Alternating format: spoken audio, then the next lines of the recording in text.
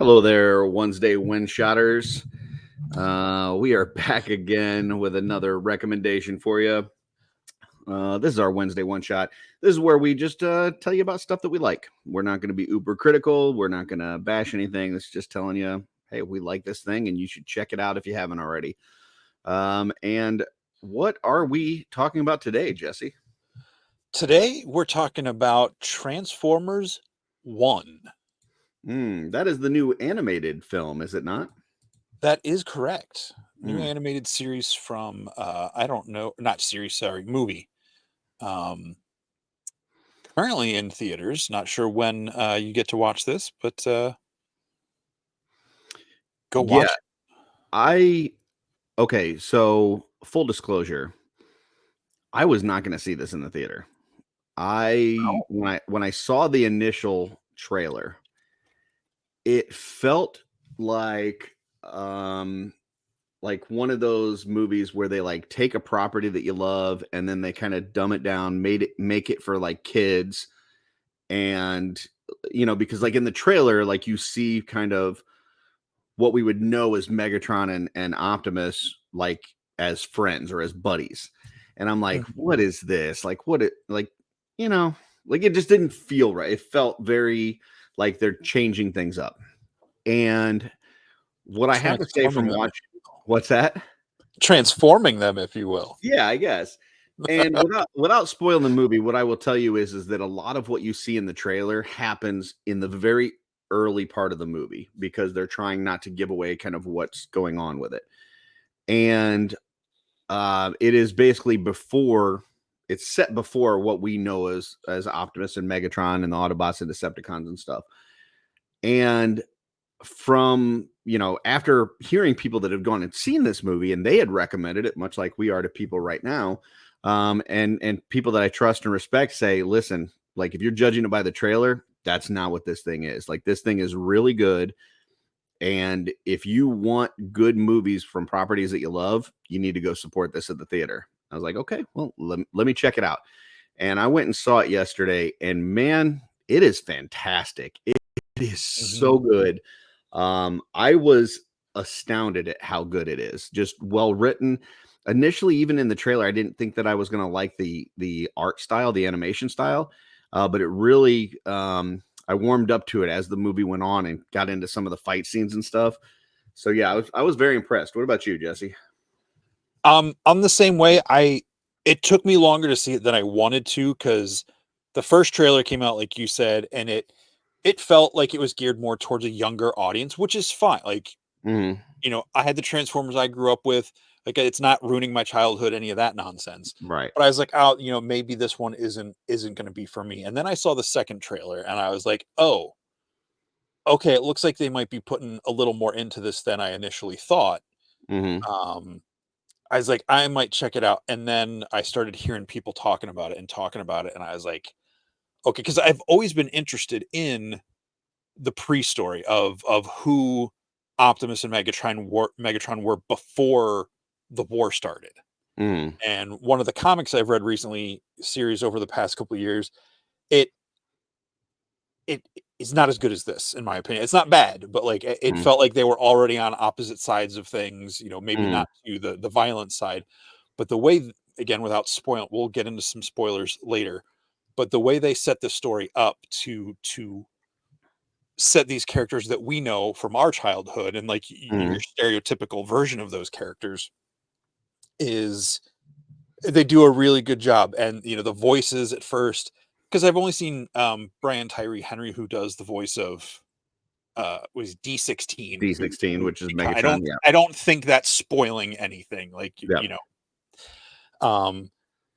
that I've only seen him like in comedic roles. And he does play some humor to it, but like there's like any well-written character, there's more than just that. And again, I don't want to spoil anything, but I and of course, hearing someone other than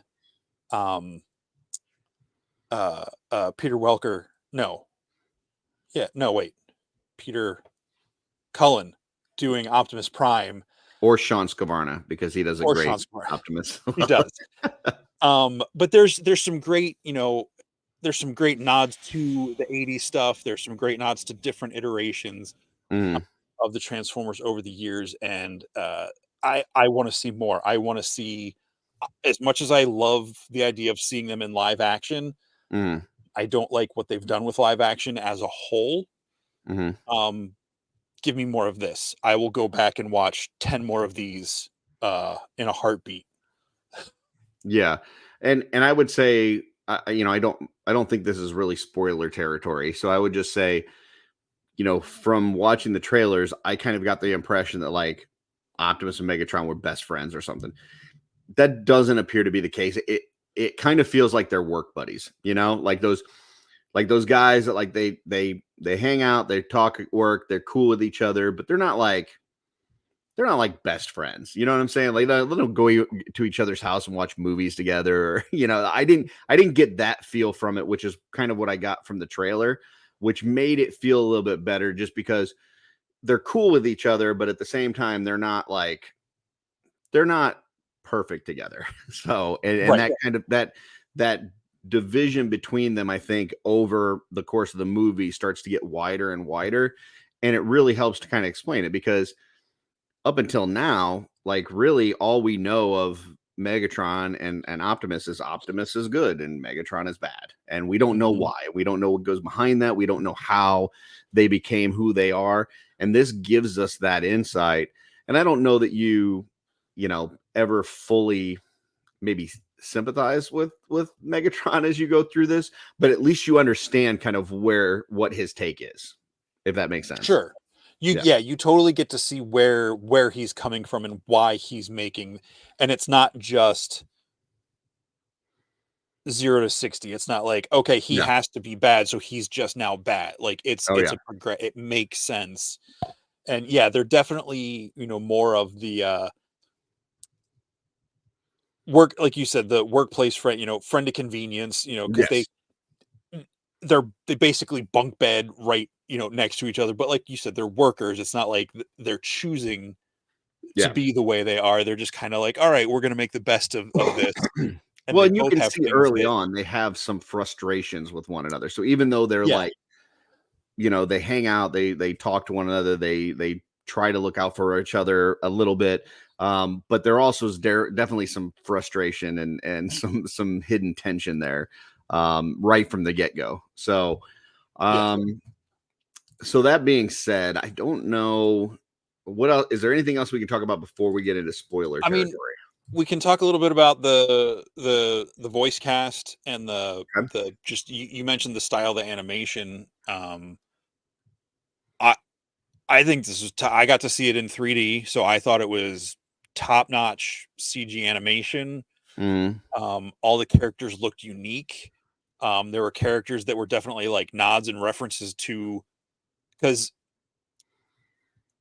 this is I don't think this is maybe we should throw that. No, I don't think this is spoiler.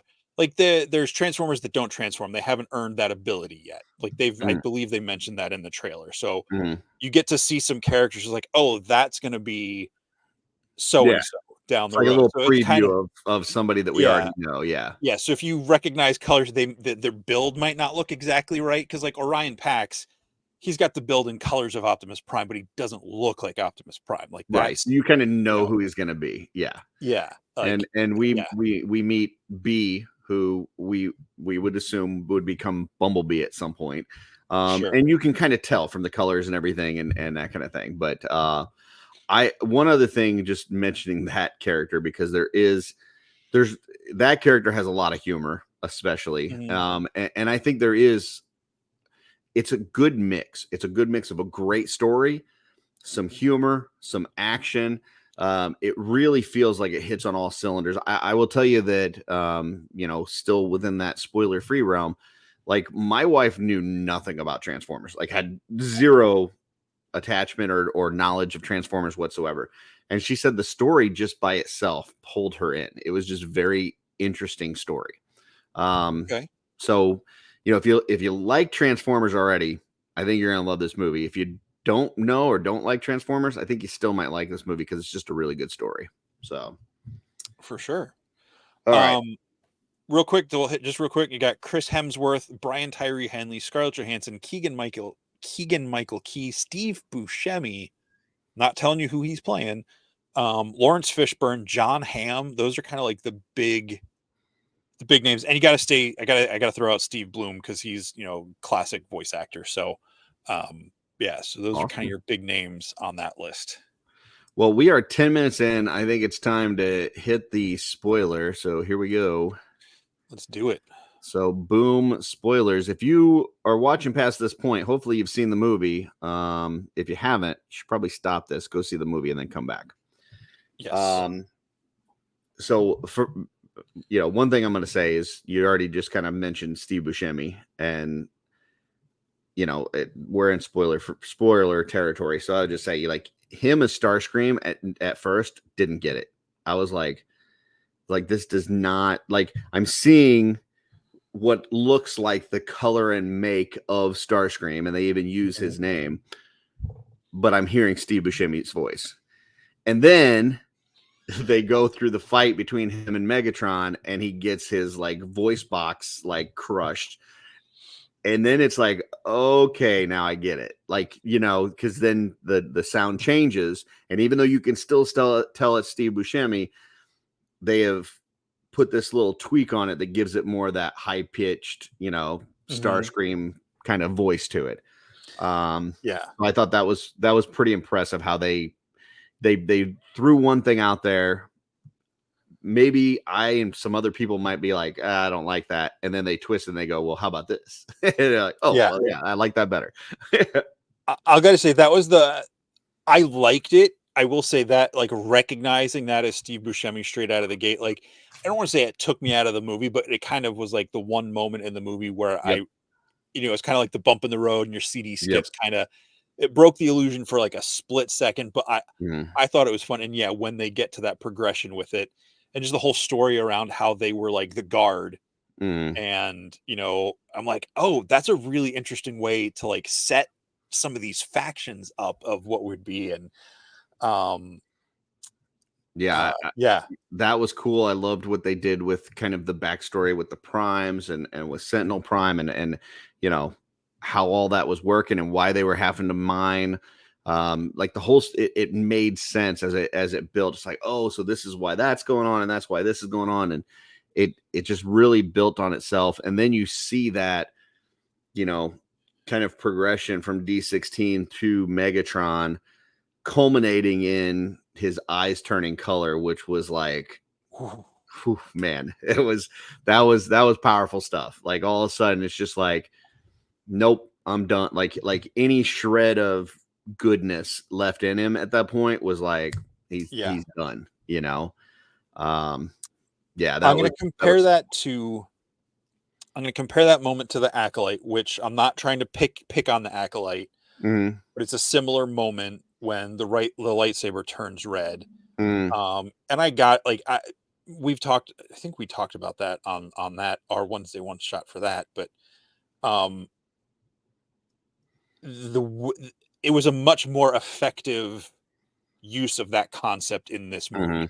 Yeah, like, I felt more. It was more emotional and like knowing what it meant. So it's one of those things where it's like who these characters are from the '86 movie, or just growing up, or if you've seen any of the live action movies, where they stand with each other. So seeing how they get to that point in this movie and that moment, like I'm just getting goosebumps thinking about it. Like it's really good. It's a really good moment. And the way he chose the name and some of the symbolism, like the iconography of the what becomes the Decepticon logo and everything.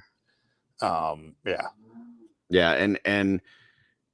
I've never, through the live action movies, through the cartoon, through whatever, I have never been a Bumblebee fan. I've never, it's just not a character that's ever resonated with me. I really don't need a Bumblebee in any form or fashion.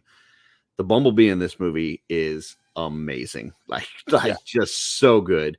The comedy that they put in there, like it starts off with, he's got these imaginary friends, and he, because he's down there by himself and he's just like talking to himself down on level 50. And you know, all the way to the point where you know, he's able to transform and he gets these like, you know, electric blades and he's like Uh-huh. accidentally like taking people out and just it it was great. It was a good mix of comedy within a much more serious story.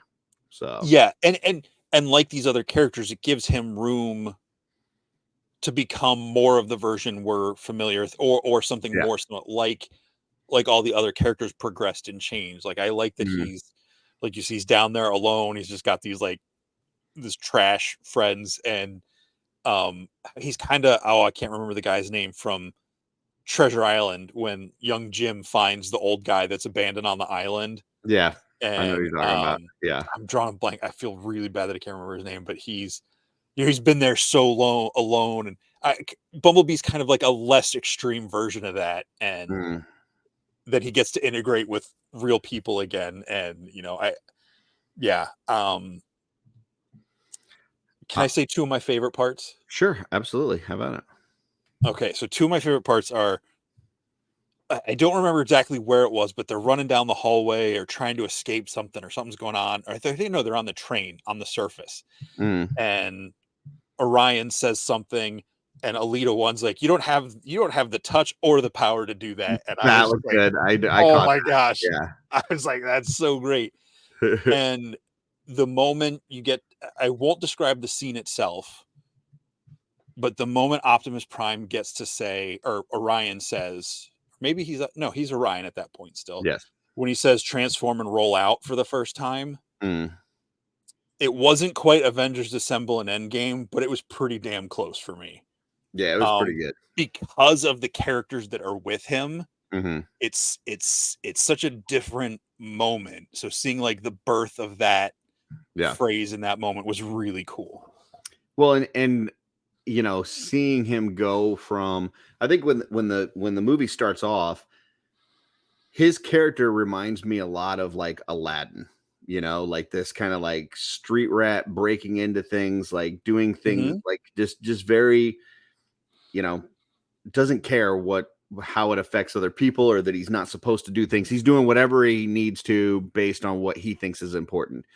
And then see that character transform into the leader that he becomes and giving that speech to all the miners at the end.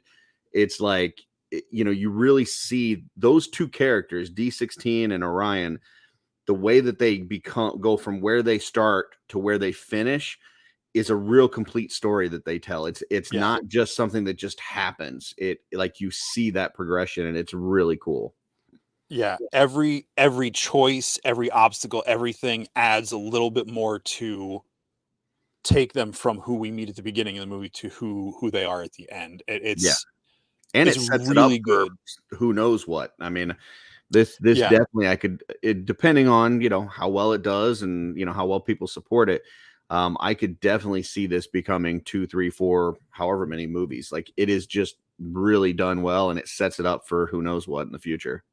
yeah, yeah. I'm all, like I said, next time they do one, I'm in. Like this, I had a lot of fun watching this. The only way I think I would have enjoyed this more is if I had seen it with like you and Sean and like a bunch of other people who are into Transform. I think is the That would have been only way cool. I would have could have possibly liked this movie more. Yeah. Um, or if Rogue was for some reason. No. Nice. um, Well, that's all I got. You ain't got anything else for the people before we close this out?